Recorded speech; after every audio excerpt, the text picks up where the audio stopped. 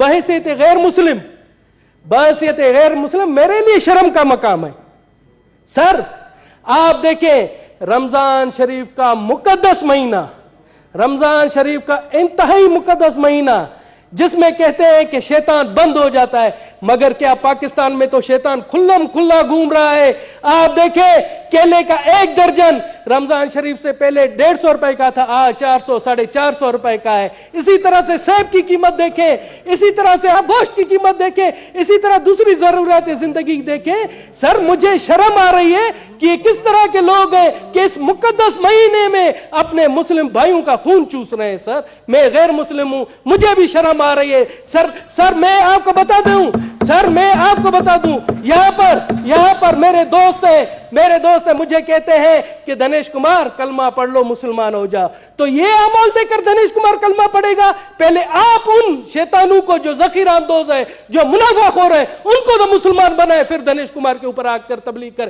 میں چاہتا ہوں یہ رولنگ دے کہ جب تک ان کو مسلمان نہیں بناتے ہم پر تبلیغ نہیں کریں گے. جناب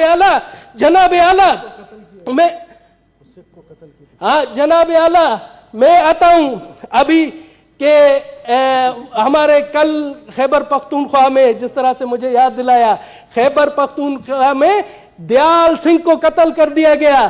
اس کا قصور کیا تھا آپ کو پتا ہے؟ اس کا قصور یہ تھا کہ وہ کرانہ اسٹور پر تھا، اس نے رمضان پیکج دیا تھا، رمضان میں سستی اشیاء بیچتا تھا، اس کو قتل کر دیا گیا. جناب اعلیٰ اسی طرح سے وہاں کل پشاور میں ہی ایک کرسچن سینیٹری ورکر ہے کاشف مسیح، اس کو بھی قتل کر دیا گیا.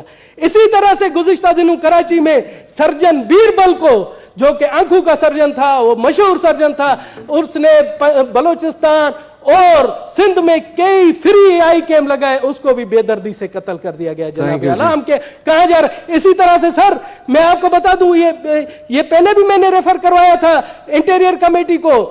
پپو نریش تھا سندھ میں، پپو نریش ٹھٹھا کے قریب، وہاں پر اس کی لاش ملتی ہے، اس کے ہاتھ باندھے ہوئے پیچھے کہا جاتا ہے کہ اس نے خودکشی کی ہے.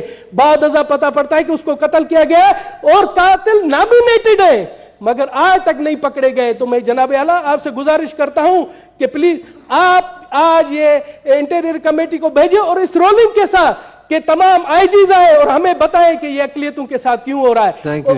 اور میں بتا دوں جو ہمارے دشمن عناصر ہے، جو دشمن ممالک ہیں، وہ اس طرح کی اگر منظوم حرکتیں ہمارے یہاں لوکل جو ان کے ایجنٹ ہیں ان کے تھرو کروانا چاہ رہے ہیں، تو ان کو میرا کھلا پیغام ہے کہ پاکستان ہماری ماں ہے، دھرتی ہماری ماں ہے. ہم ان اوچھے ہتھ کنڈوں سے پاکستان کی اقلیت نہیں ڈرے گی، اپنے ملک کی تعمیر اور ترقی کے لیے ہمیشہ رہے گی، آگے رہے گی. جناب اعلیٰ میرا یہ ہے کہ اس کو کمیٹی میں بھیجیں، یہ امپورٹنٹ ہے سر، کمیٹی میں بھیجیں. 3-4 قتل ہوئے، 3-4 جی ہاں ٹھیک ہے جی، تھینک یو جی. اور انہیں بھی آپ ممبر بنا دیں سر. بالکل سر، ویری ہمبلی. ٹھیک ہے، جس طرح تنگی صاحب نے کہا تھا آپ بھی میرے ساتھ آفس میں آ جائیں. میرے نہیں سر، کمیٹی میں بھیجیں. آفس میں کیا سر، کمیٹی میں بھیجیں. بیسیکلی آپ نے 4 بولے ہیں تو ایک بتائیں تاکہ ایک کو بھیجیں، تو آپ نے اکٹھے سارے 4 بولے نا. انٹیریئر کمیٹی میں بھیجیں. اقلیتوں کے حوالے سے تو کیا کمیٹی میں بھیجیں جی. جو کے پی کے سردار صاحب والے ہیں وہ بھیج دیں کمیٹی میں پلیز. ٹھیک ہے، تھینک یو. پنجاب کے لیے مفت آٹا اسکیم کا اعلان کیا، تو میں سوچ رہا تھا کہ وزیر اعظم پورے پاکستان کا وزیر اعظم ہے، تو بلوچستان کے لوگوں کے لیے بھی مفت آٹے کا اعلان کریں گے. مگر بدقسمتی سے بلوچستان کے لوگوں کے لیے انہوں نے مفت آٹے کا اعلان نہیں کیا، جس سے میں سمجھتا ہوں کہ وہ صرف پنجاب کا وزیر اعظم ہے. جناب مگر اب جو میں نے حالت دیکھی وہ بگدڑ مچی، وہاں پر 23 لوگ بیچارے شہید ہوئے. تو میں کہتا ہوں کہ خدا کا شکر ہے کہ بلوچستان کے لیے اعلان نہیں کیا، وہاں پر بھی ایسا اثر ہوتا مس مینجمنٹ کی وجہ سے. جناب کسی کے کہتے ہیں نا شر میں خیر ہوتی ہے. وزیر اعظم صاحب نے بلوچستان کے لیے نہیں سوچا، مگر اس میں بلوچستان کے لوگوں کا خیر ہوا. جناب اعلیٰ میں آپ کو بتاؤں، بلوچستان میں اس ٹائم جب سیلاب کے بعد تمام سڑکوں کا برا حال ہے، کوئی بھی سڑک صحیح نہیں ہے. आप ये देखें कि गुज़िश्ता दिनों दाना सर से योब से जो हमारे खैबर पख्तूनख्वा रास्ता, खैबर पख्तूनख्वा के लिए रास्ता है, वो 48 घंटे से बंद है जनाब। इसी तरह से कोयटा से अगर हम सिंध जाते, जैकाबाद जाते हैं तो पिंजरा पुल है, वो भी हर रोज कभी 20 घंटे बंद होती है, कभी 48 घंटे बंद होती है। लोग रमजान शरीफ में दरपदर ख्वार हैं।